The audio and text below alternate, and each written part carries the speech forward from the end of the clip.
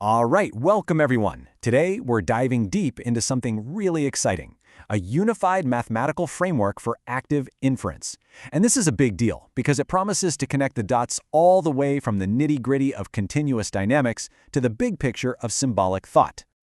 So, active inference, it's this incredibly powerful theory of cognition, right? But here's the problem. It's kind of living in two different worlds. On one side, you've got the continuous stuff. Think thermodynamics, stochastic differential equations, all that messy real-world physics. And on the other side, the neat, clean, discrete world of Bayesian networks and Markov models. And the whole point of this paper is that this split, it's holding us back. It's stopping us from building truly scale-free theories of the mind. So how do we bridge this gap? Well, the paper we're looking at introduces a whole new mathematical language, a toolkit really, designed for exactly this kind of unification. Okay, first tool in the box, Topos theory. Now this is a bit mind-bending, so stick with me. Think of it not just as math, but as creating a whole new universe. A universe where our generative models aren't just equations, they're actual objects, things we can pick up, turn around, and reason about. And what's really wild is that this universe comes with its own built-in logic. This lets a model think about what-if scenarios, hypotheticals, counterfactuals, all on its own. Next up, we've got fiber bundles. If Topos theory is the universe, then fiber bundles are the geometric bridges that hold it together. They give us a formal, rigorous way to connect the incredibly detailed, continuous micro-world, the fibers, to the abstract, symbolic macro-world. And the final piece of our puzzle is sheaf theory. This is our mathematical superglue. It gives us the precise set of rules for how to take all these separate, local, context-dependent models and stitch them together into one coherent global picture. All right, so we have our tools. Let's see them in action. We're going to start with the geometry of scale and see exactly how fiber bundles connect these micro and macro worlds. So, what is a fiber bundle really?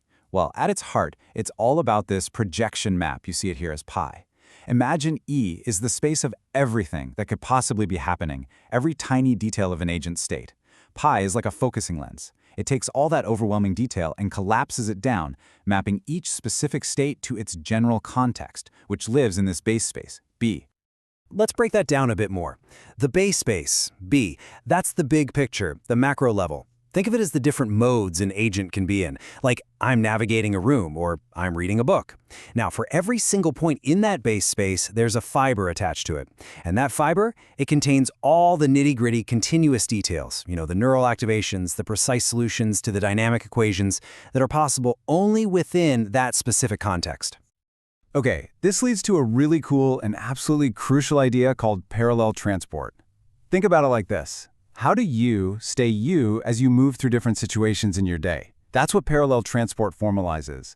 It's the mechanism that makes sure your internal model of the world doesn't just fall apart when you switch contexts. As you go from, say, driving your car to ordering a coffee, it ensures your beliefs and identity are carried forward in a consistent, logical way. It is, in a very real sense, the mathematics of a persistent self. And that idea of a persistent self, a coherent identity, leads us straight to our next big tool, sheaf theory. Because the huge question is, how do you build a stable global self out of a constant stream of local, fleeting experiences? Well, sheaf theory gives us the mathematical recipe. Because let's be real, any complex mind, yours, mine, isn't running on one single giant master model of the world. No way. It's more like a collection of specialized apps. We have all these local, context-specific models running at the same time. Sensory modules for vision and hearing, little rule sets for specific tasks, fragments of memory. You get the picture. So if you have all these little fragments, how do you make sure they don't contradict each other? This is where the magic happens. The sheaf condition is the key. It's a non-negotiable mathematical rule. If two local models have overlapping contexts, like where the visual model of a cup and the tactile model of a cup meet, their predictions have to agree. It's the system's way of enforcing internal consistency. Now, when this process of enforcing consistency works, when you can actually find a way to make everything agree across all of your local context, something incredible emerges. It's called a global section.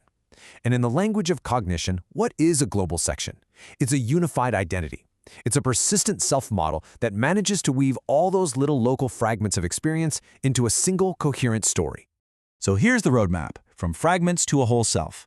Step 1, you start with your local models, each one an expert in its own little context. Step 2, you enforce consistency on all the overlaps using that crucial sheaf condition. Step 3, you start gluing the compatible pieces together. And if you can do that for the whole shebang, Step 4, a global section emerges. You get a coherent identity. Okay, so now we have our full toolkit. We've got the geometry, we've got the glue, we can finally bring it all together. And this is where it gets really interesting, because we can use this framework as a diagnostic tool, a new lens to look at multi-order cybernetics and figure out what's fundamentally missing in today's AI. And what's so powerful here is that this isn't just a loose analogy. The framework gives us a direct one-to-one mapping between the classic cybernetic orders and specific mathematical structures. First-order cybernetics, simple feedback loops, that's just a morphism, a basic map. But second order, where a system observes itself, that requires a special structure called an internal home object, a way for the system to contain a model of itself. Third order, the agent interacting with its context, now we're talking about functors. And fourth order, changing the very rules of how you adapt, that corresponds to something called a geometric morphism, a map between these entire logical universes we call topoi. This is a blueprint for building agency, layer by layer. So, let's turn this powerful lens onto current AI systems. And the first thing we see is a massive problem. As the paper puts it, they lack a stable, persistent internal state over time. Think about it. They're basically stateless transformers. They don't carry a consistent self from one prompt to the next.